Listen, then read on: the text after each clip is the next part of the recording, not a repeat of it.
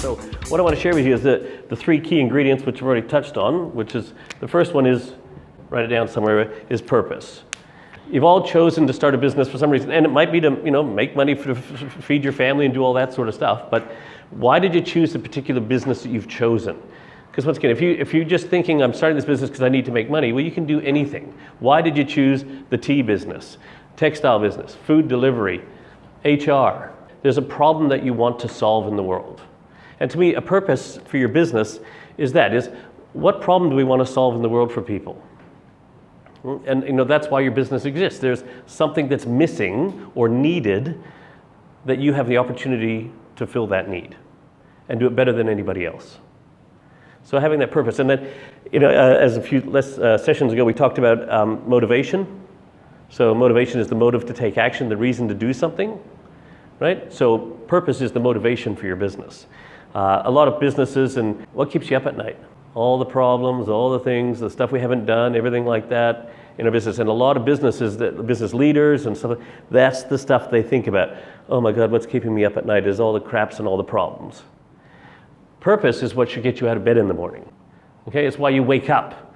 I can't wait, I actually can't wait to get in here and hang out with these really cool people and engage and inspire and develop tomorrow's leading workforce today. That's the cool shit I get to do every day, right? So it gets me out of bed. I'm like, I can't wait to do that. I can't look, how are we going to do it today? I get so excited about the new potential opportunities for us to find new ways to engage people, new ways to inspire people, new ways to develop people, so we can start making this city better today for tomorrow. And everybody here has a reason to get up, the same reason to get out of bed in the morning to come here. The first thing you need to know is, or start to develop, is a clear sense of purpose as to why your business exists. So when I talk to people about business purpose and business identity, I'll bring this one over here to start with. This is my business purpose diagram. Some is to look at, you guys have already sort of chosen your business and chosen to get started in that, which is great.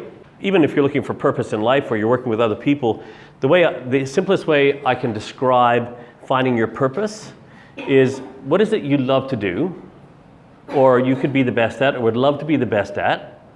What sets your heart on fire, gets you jazzed up, right? Gets you excited, right? So whatever that is. And then, what does the world need most? And where do those two things intersect? And somewhere in the middle of that is your purpose. So what I usually get people to do is make a list of all the things that get you excited and jazzed and makes your heart sing or do whatever it is, and to make a list of all the things you think that the world needs. And when I say the world, that's your world. It could be the globe, it could be your region, it could be your family, it could be your industry, it could be whatever. You choose what the world means to you. Because a lot of people say, inspiring you to change the world. Like, you don't have to be Elon Musk and create accelerate the advent of sustainable transportation for the world. You don't have to be that big if you don't want to. But the world being your world, or how you choose to define it. And I think that gets a little bit lost today, because entrepreneurialism is a little bit romantic now. It's this romantic thing for everybody to be at, and everyone says, oh, I'm an entrepreneur. And it's a bit of a toss, really. Yeah, it's become a bit of a toss. Which is sad, because when you get back to the grassroots of what an entrepreneur is, it's someone is creating something new that hasn't existed before. If you're buying a franchise, you're not an entrepreneur. You're a business person, but you're not an entrepreneur. Okay, if you're starting something new, or creating something that's solving a problem that's not been solved yet, or solving it in a totally different way, yeah, you're an entrepreneur, right? But don't romanticize it, because it's a lot of hard work, right? And a lot of people don't become entrepreneurs. They think, well, I can't solve the world's problems. You don't have to solve the world's problems. You just have to solve your world's problem, whatever you'd want your world to be. It could just be in your community. It could just be your city. It could be your state. It could be your country. It could be the hemisphere. It could be the whole globe. It's up to you. Right? So just remember that. So what does the world need most, in your opinion? What gets you jazzed up the most?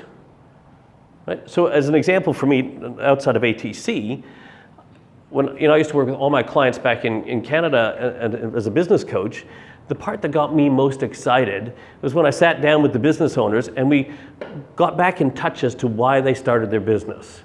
When they had that aha moment, the light bulb came back on as to forgetting all the money and all that sort of stuff, this is the problem that I saw, and it frustrated crap out of me, and so I created this business because I knew we could do it either better or different and solve this problem for people.